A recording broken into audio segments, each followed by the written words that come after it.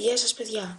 Λοιπόν, όπως βλέπετε θα κάνουμε αυτή την καινούργια σειρά των βίντεο οι οποίοι θα είναι γρίφοι που θα είναι εύκολοι, απλά θα πρέπει να σκεφτείτε, να βάλετε το μυαλό σας να σκεφτεί. Λοιπόν, αυτός είναι ο πρώτος γρίφος, τον βρήκα από ένα καλό YouTuber, δεν θυμάμαι το όνομα του όμως. Λοιπόν,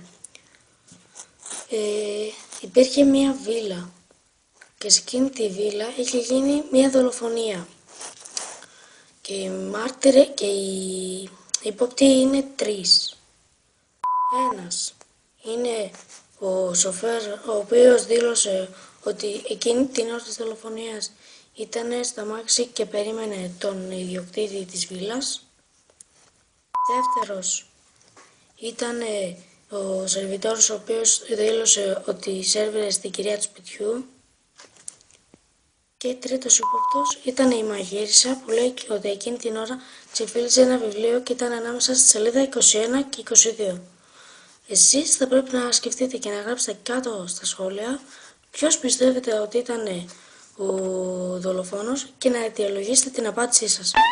Με αυτό εννοώ να γράψετε τον ύποπτο, παράδειγμα το σοφέρ, και να γράψετε γιατί ήταν ο σοφέρ. Λοιπόν, την επόμενη απάντηση θα την κάνω σε άλλο βίντεο. Θα ξεκινήσω να κάνω έτσι τέτοιου είδους γρίφους, διότι τους είδα και μου άρεσαν. Οπότε, και την επόμενη φορά είναι αυτό το βίντεο. Like please, subscribe στο κανάλι μου και bye!